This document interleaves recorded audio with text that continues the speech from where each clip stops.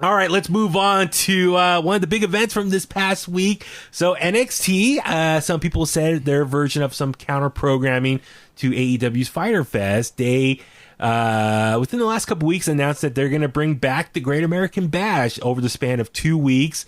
So night one was this past Wednesday. Night two will be next week.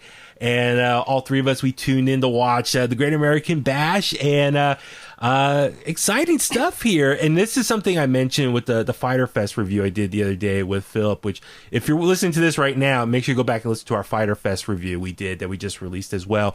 While we don't know like when the next takeover might be, who knows if it's going to be a while from now, a couple months or whatnot, I like this idea of kind of like a little extra branding or creating like a pay-per-view vibe on their weekly television. So I was super excited that they're just going to, instead of just doing a regular episode of NXT, they're kind of spicing things up by adding the Great American Bash name to it and trying to deliver these pay-per-view or WWE Network events. It's like what WCW was when they had Clash of the Champions. Yeah, so these high-profile matches just on regular TV. So, like we always do, we'll kind of go around and kind of give our initial thoughts about the pay-per-view, or excuse me, the episode, and then we'll go ahead and break down each match. So, Tommy, what was your just kind of your initial reaction to this week's episode of NXT, The Great American Bash? It was quite stellar.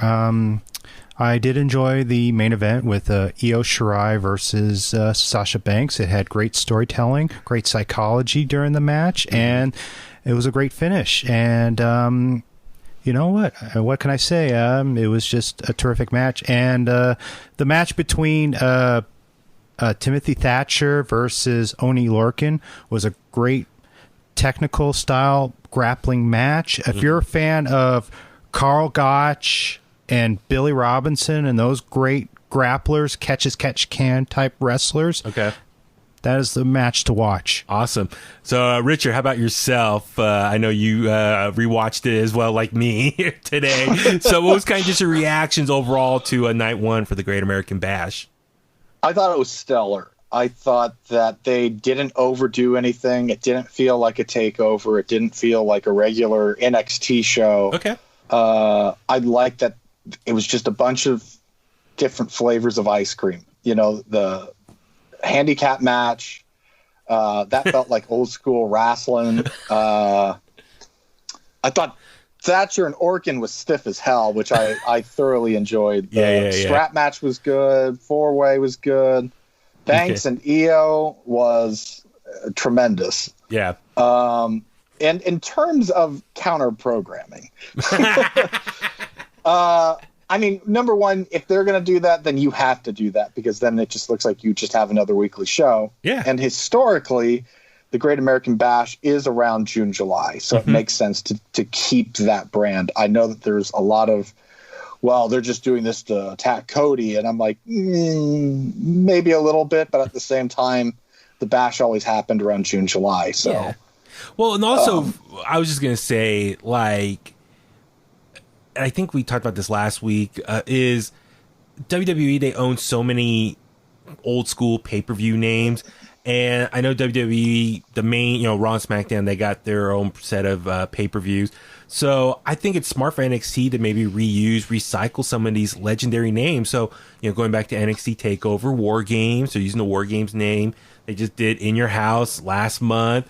And so Great American Bash, another just iconic, legendary pay-per-view name. I'm all for that. I like that. Just like you said, gives a little extra flavor for instead of just doing a regular episode of NXT, why not just slap the name on it and kind of change up the set a little bit, which, by the way, I enjoyed the setup, which, okay, couple things. It looked like like The Price is Right. Which I liked. I liked it a lot because it looked different, but it just looked like a game show. It was great. Yeah, well, I was just gonna say is I know like they just announced the Great American Bash within the last 2 weeks, so I don't know if they had the props ready to go, but I was just impressed that they how much Great American Bash like banners and signage they had available all around the full set. And I like they brought back the red, white, and blue ropes. Yeah, that was cool I didn't too. even notice that. Yeah, the red, white, and blue ropes. Also, just the cars, the sports cars that they had. And by the way, also WWE acquired the name Wrestle War. Yeah, that was also on a side note this week. It was announced that they They got the naming rights. Yeah, it's what's the term I'm trying to think of? They reapplied or got the name for the term Wrestle War. So who knows where that's going to be used? I was kind of thinking, oh, is that going to be for like a Raw or SmackDown event, or could that be used for NXT down the road at some point? I don't know, but yeah, like that being said, I'm glad with NXT as far as the setup goes, just kind of sprucing up the setup inside Full Sail University with the cars on set and just the red, white, and blue feel to it all. I was hoping maybe get like a little beach vibe, maybe like a barbecue pit or something out there, but Bring back Bash at the Beach. Yes, maybe they should do that as a separate thing. But no, overall though, I like the presentation of it. So first match of the night was the Fatal 4-Way for the #1 contendership for the women's title. So we saw Candice LeRae, Dakota Kai, Mia Yim, and Tegan Nox come out. And Tegan Nox eventually got the victory. I was a little surprised personally. We didn't do predictions for this, but I was kind of leaning towards maybe Dakota Kai, because if hypothetically, if it's going to be Io Shirai versus whoever this person, the winner is going to be, Io right now is kind of more back babyface, as far as with the NXT universe. Fan favorite. Yeah. So I thought, well, maybe her next person that she goes up against should be like a heel. And so I thought, Dakota Kai, the way she's just been booked, like she's aligned herself with was it Raquel Gonzalez, like they're trying to move on up in the card and get a title shot. So that's why I thought it was going to be her. Bigger Sonya Deville. Yeah, bigger version of Sonya Deville. But I don't think anyone sells better than Dakota Kai. I think if you watch her, she makes everything look like it's killing her. Yeah, she's awesome. And a couple things for me. This match, what I enjoyed was we got a match within a match. Eventually, the final two between Tegan Nox and Dakota Kai. And we know about their history going back to NXT Takeover War Games, and just their friendship. Well, in the past, their friendship and their alliance. So it was cool. We got to see them, the two of them, go at it again. But early on, like the first half, I thought the MVP was Mia Yim. She was going out there and just kicking everyone's ass. Am I right? Absolutely. And that was great. And Candice added a lot too with some of her high flying. Yeah. So just the four of them, just super talented and just really just showcasing just how good the current women's division is. When was the last time anyone had seen someone do? I think it was Tegan did it. It was a fall-away slam into a pin, like an arching pin. Mm-hmm. That was ridiculous. Yeah. I was just like, God damn, I've not seen that in forever. Yeah, and I was just thinking, a lot of stuff that Candice LeRae was delivering, Mia Yim, and then when we got to the final two of Dakota Kai and Tegan Nox, you could just tell, like, they were able to reestablish just their rivalry they've had for over the last year. So for me, it was exciting to see that just brought into the fold again. But I really enjoyed the finish of Tegan Nox on the top rope doing what she call it, a Molly Molly drop, Molly roll, right? Molly roll. Molly go round. Into the Shining Wizard. So it was just I thought that was a great finish right there. And I feel bad. Like I wish that could have been in front of like an actual like live crowd just for that. Yeah. But nonetheless, great finish. And yeah, Tegan Nox now the #1 contender. As of this recording, they have not announced when that match will be with Io Shirai. Some people were predicting, maybe it'll be night 2, but that has not been announced yet. Maybe at a future takeover, whenever that is, who knows? But Richard, what are your thoughts of Tegan Nox and Io Shirai matchup down the road? I'm way into it. I don't think I was an initial Tegan Nox fan right off the bat until that complete war with Dakota Kai, the street fight match. Yeah. God, that was just brutal. So I've jumped on the bandwagon since then, and I'm going to love that match, I'm sure. So I'm sure it will be on a takeover. I'm trying to think. We don't know when they're doing SummerSlam still. So I'd imagine if they do a takeover around SummerSlam, then we'll probably see it then. Yeah, I'm guessing that's coming after Extreme Rules. Yeah, so SummerSlam normally is end of August. Now, there's been a lot of speculation. WWE still has hope that they can do it somewhere in front of a live crowd. But obviously, the backup plan is at the Performance Center. So it's going to happen, but as far as location, that's up in the air.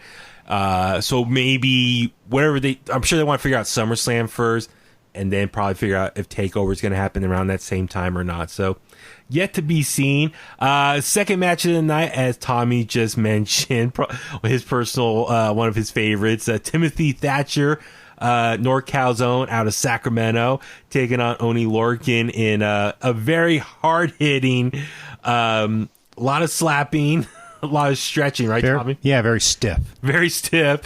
So, yeah, Richard, just to kind of expand on that, just kind of what was your thoughts on this whole match of two old-school wrestlers going at it? I loved it. I thought it was physical as hell. The rest holds looked like they were stiff and they were hurting the opponent, which you don't always see. Yeah. I can take a lot more of these with these two. I would take a 2 out of 3 falls any day. God, Timothy Thatcher and his facial expressions throughout the match. Both of them just look like mean, ugly bastards. It's great. You don't want to run into them in a dark alleyway. But yeah, just early on, a lot of slapping, hitting each other. No, you don't want to run into them at McDonald's or wherever. Anywhere.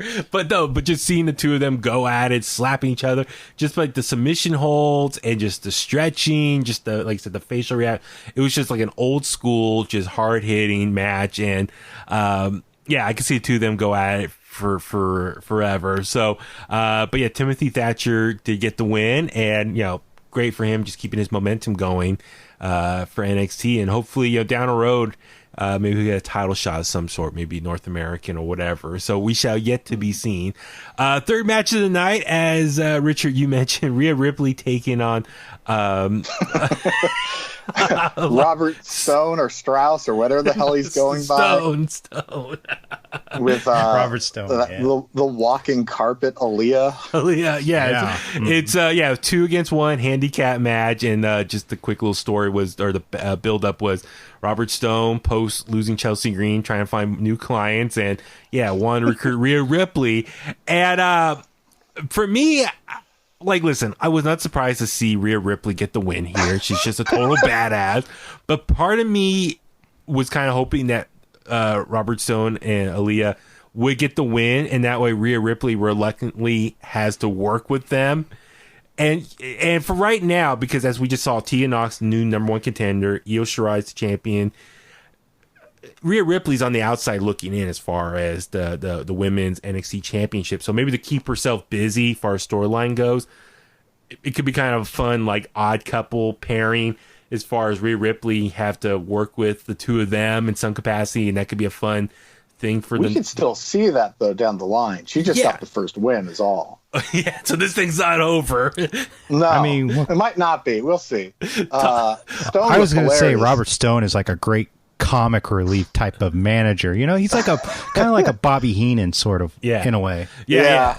I mean, Robert Stone, he did wrestle for Impact Wrestling, and so he can wrestle. He can take a bump, and so if he wants to be a manager full time, for this part of his career, I think it'd be great if he can get involved in more matches and take more bumps like that. It was a lot of fun seeing him. I was going to ask you real quick. He looked like he was Mark Marrow's kid. I was just going to say, wearing the trunks, and then he started the match with goggles. The Horace Grant goggles, like in the 90s. Yeah. But Tommy, I was going to say, did you like his boxing attire or his gear? Yeah, it's very Mark Merrill-esque. Yeah, I was going to say Mark Merrill's out there wrestling. But the match itself, it was definitely a lot more goofy or comedy style. I thought maybe the match was a little bit longer than I think like Rhea Ripley could have easily just dominated both of them and kind of make it a quick squash match. How impressive did she look though when she got both of them in her submission hold? Or even before that when she flipped both of them over her head. So for Rhea Ripley, she just looks like a total badass in this match. So yeah, what's next? Who knows? Maybe can this story continue as far as maybe they still just chase her around and try and pursue her to join the Robert Stone brand, the team. So yeah, we shall wait and see. And then next match was Roderick Strong from Undisputed Era taking on Dexter Lumis, and a strap match, the first ever strap match under NXT's brand. Definitely, I was kind of interested by this just because, you know, with this stipulation involved with the strap match and just how it's going to play into the current storyline of Roderick Strong just totally scared by Dexter Lumis constantly just chasing him around. So, Tommy, what were your kind of thoughts of this match itself? I mean, it was just great psychology on Roderick Strong, and Dexter Lumis is just like, he's just got that eerie presence about him, and I mean, what Genuinely can I say? The match was Yeah. all over the place. Yeah, literally, it was all over. I love that they went all over the place, you know, over by the cars, and there was the tease of Dexter Lumis trying to potentially open up the trunk again and throw him in there, and using the facility around them to just take it outside of the ring with the strap. But for Richard, for you, I mean, I loved with the strap involved, made it a much more hard hitting match. Am I right? Absolutely. I will say I would like to see people in strap matches going forward. I'd like to see someone get the lashes with the strap, because that's what it's there for. Yeah, you know. So I don't remember the pay-per-view, but I remember there was a WCW pay-per-view where they did a tag team lumberjack match, and the lumberjacks had straps. And every time someone got tossed out, they were just bruised when they came back in, and it was just like, I remember that. I hold everyone to that standard still. Nice. Just to get a licking. I'm with you. I think that'd be interesting concept to bring back. I think if you're going to use the strap, use it a little bit more. You know, choke someone with the strap, or give them a lashing here or there. I mean, if Bianca Belair can do it with her hair, you know, like, are these guys afraid of taking with the belt? No, that's a good point. I didn't think about that, but yeah, we did see at the very end when Dexter Lumis got the victory with submission. He did kind of incorporate some of the strap by wrapping around Roderick Strong's neck as well. But yeah, I thought it was a very effective way to use the strap there. But yeah, you're right. I enjoy, I guess, Dexter Lumis, because most of the match he was kind of just like this unstoppable force, almost like Mike Myers, just this. He comes out with that creepy crawl to the Stranger Things soundtrack. I get it like a serial killer gold dust vibe from him. I dig. I think those two have good chemistry too. Absolutely. Well, I mean, come on, listen. Roderick Strong's one of the best workhorses currently on NXT. Yeah, modern day Dean Malenko. Yeah, I mean, but he's super underrated. But yeah, he could just take these bumps. So like, I like how Dexter Lumis, being like this supernatural force, like, you know, would yank the strap, and Roderick Strong would go flying into the side of the ring, and like that. Well, and the build up for this has been great. It's felt like an Always Sunny in Philadelphia episode. Just constantly scared and running away. Dr. Kyle O'Reilly. Yes, yeah, that too. No, yeah, the build's great, and I think for Undisputed Era, as far as what to do with them, I mean, they kind of accomplished everything else in NXT as far as winning championships and whatnot. So maybe kind of pursue, I wouldn't necessarily maybe like a comedic role, but like kind of like venture into this new territory as far as them showing more of their personalities in a fun way. It's like Kurt Angle wearing the funny hat. Yeah, so I think because they're all made guys, it's not going to hurt them. Yeah, exactly. So I mean, I don't know what the long-term plans are for Undisputed Era, if they're eventually going to go to Raw or SmackDown, but for right now, I think if they're going to stay at NXT, this is a good way to kind of use them. If they're not going to be in the title hunt for whatever respected title that they're interested in, but I think for them, this is a great way to keep them busy and just kind of show new sides of them, like I said, their personalities with whoever they're going up against. But yeah, Dexter Lumis just constantly yanking the strap, Roderick Strong going flying. it was like a hard hitting match, and yeah, Dexter Loomis pulled out a victory here. And so yeah, I don't know what's next. Is like Roderick Strong going to be now need therapy again after this loss? Like he's been in a trunk. Now he's lost to Dexter Loomis. Does Dexter Loomis still pursue him, or does he move on to like a new victim, or maybe go after Bobby Fish because Bobby Fish got involved at the end? I don't know. I mean, it's an interesting. Tune into NXT to find out. Find out, yes. But Stay tuned. Stay tuned.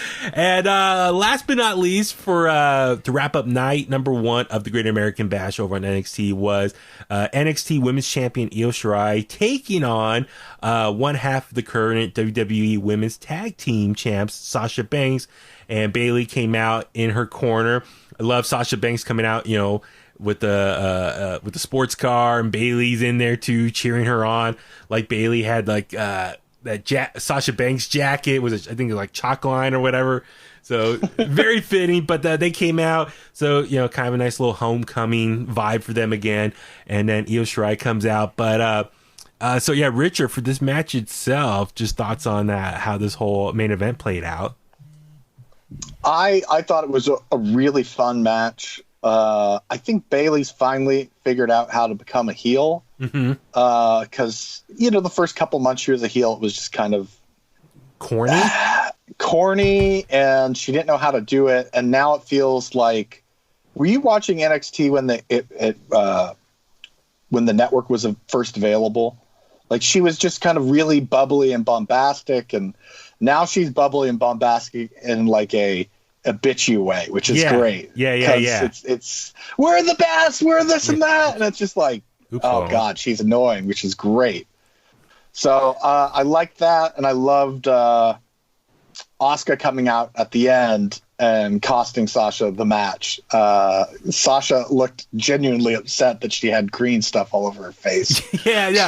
No, it was. I thought. First off, it was like almost like a 20+ minute match. So just hard hitting, just going all around, showing their athleticism.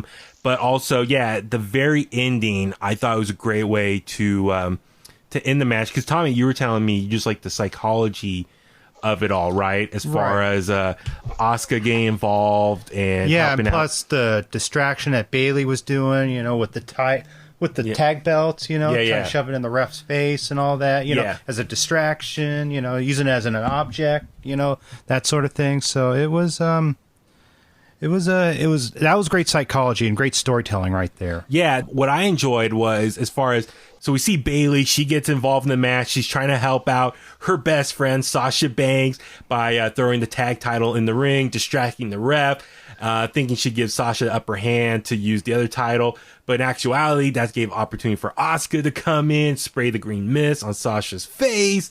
And then Io Shirai took advantage of that to lay out her finisher. But it was great just, for the details, as Tommy said, the ring psychology, but the details to that ending. As far as Sasha Banks, her face was down, so the ref did not see it when Io did her finisher and jumping on. Nothing felt slow. Nothing felt like time stood still for a second and someone was waiting for something, which is like something that drives me nuts. Yeah. And it just felt like click, click, click, click, click. Very crisp, absolutely. And so what I like about that also, and then she got the pin, but when she rolled over Sasha Banks, she covered Sasha's face with her leg so the ref could not see the green mist on her face. So he made the count, and then she got the 1-2-3 victory, the pin, declared her the winner, and then he saw the green mist on her face, but obviously it's too late. It's been already called. And then Io Shirai, she doesn't have green dye or mist on her face, so the ref cannot actually disqualify her per se. Right. So as far as the details of that ending goes, so you know what I'm saying, like as far as how that ending played out, it was perfect. Like Io covered up the face, but then at the same time the ref was questioning like, hey, what's going on, why is her face green? But then he doesn't see anything green on Io's face, so it's like, okay, she earned it. So yeah, it was a great, like I said, the details how that played out was awesome. I love that. And so and then also, like, okay, for one, Sasha, it was okay to lose here because technically she can say, it took someone else to help defeat her. Io, still the champion, even though it was a non-title match. So moving forward, she still looks strong as the current NXT Women's Champion. And then for storyline goes over on Raw, this adds to the rivalry between Asuka and Sasha Banks because they're going to have their upcoming match over at Extreme Rules for the Raw Championship, Raw Women's Championship. So I think this was a great conclusion to the match that just kind of adds or continues on the storyline moving forward for everyone involved. So this definitely, I'm looking forward to Raw this week to see how Sasha counteracts Asuka and gets back at her. So like I said, great way to end night number 1 of the Great American Bash. So already looking forward to next week, night number 2. So we'll just quickly run down. Let me ask you this quick because you watched both. Okay. What was the better show? Okay, so I said this on my review for Fyter Fest. I thought hour number 1 of Fyter Fest was really entertaining. I thought hour 2 slowed down and kind of lost a lot of energy and like momentum. So I would say overall, NXT was slightly better. Okay. Which one are you looking forward to more this week? Oh, definitely NXT.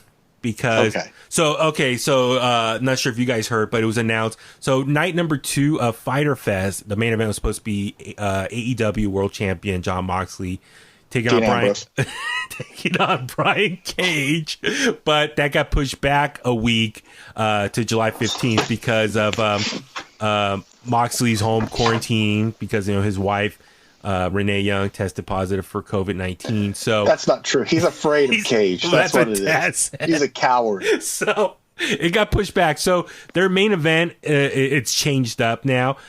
So with that being said, I'm really looking forward to the main event for night number 2 for NXT Great American Bash of North American Champion Keith Lee taking on NXT Champion Adam Cole. And I will say this. Title versus title. Exactly. Champion takes all. We won't get into it, but FYI, there are spoilers out there supposedly. Please, if you don't want to be spoiled, do not go out and look for it. Do not Google search it. Do not look it up. And then don't go on Reddit. Yeah, we won't say anything here. Don't worry. But also, just keep in mind, there's been rumors also they film alternate endings as well. So please, stay off the internet for that part and just go enjoy night number 2. Just keep it kayfabe. Yeah. So keep on trucking. So looks like the current let's see, currently announced matches for night number 2 is Mia Yim taking on Candice LeRae. We saw them kind of going at it in the back what do you call it, locker room area. So that's supposed to be a street fight if I remember correctly, right? It's going to be let me just double check real quick. But yeah, so I think it's going to be where is it at? It does not say here, but so yeah, Candice LeRae, Mia Yim going at it. Also, we see Breezango along with Drake Maverick. Breezango, of course, Tyler Breeze and Fandango going on against the newly named El Legado del Fantasma. Did I say that right? Which is Santos Escobar, Joaquin Wilde, and Raul Mendoza, their new faction. We saw them come out, do a promo right before the main event on week number 1, just kind of establishing they want to, go back to the roots of Lucha Libre, if I remember correctly. I'm into it. I thought it was a good promo. Yeah. Drake Maverick came out, challenged them, and it was 3-on-1, and then Breezango came out to save him. So, yeah, it's going to be 3-on-3 this coming Wednesday. And it's going to be really weird to see Raul Mendoza start winning matches. I know, right? and Joaquin Wilde. It's like Gilbert with the light heavyweight title. No, I mean that's the thing. It's this will be their television debut, the two of them under this new faction, Joaquin Wilde and Raul Mendoza. So I'm looking forward to that. It's also been advertising Mercedes Martinez. She's going to get her new debut or second debut, re-debut with NXT. I know she had some matches earlier on. I think was at the beginning of this year or end of last year. She's been off television for a while, but they've been running these new hype packages for her. So she's going to get her re-debut with NXT. So didn't say who she's taking on. And then, as I said, Keith Lee taking on Adam Cole. Winner takes all, both championships. And looking forward to that. That's going to be a stellar night of matches. Is there, Richard, I mean, I would assume I know the answer, but yeah, anything particularly looking forward to for night number 2? Keith Lee, Adam Cole, but also aren't they're doing Gargano and Strickland? Has that been announced as well? Well, yeah, they had the altercation, last week or this week. Yeah, if that's the case, I would love to see that as well. It's, I'm sure, and that's the thing. It's like they have. I'm guessing they're probably going to add some last minute matches. So at the time of this recording, it's yet to be seen what some of the other matches going to play out to be. Tommy, anything particular you're looking forward to for night number 2? Just Keith Lee versus Adam Cole, the main event. Yeah, I'm curious what the numbers are going to be for that main event. Just they've been hyping it, and how many people are going to tune in for that? Yeah.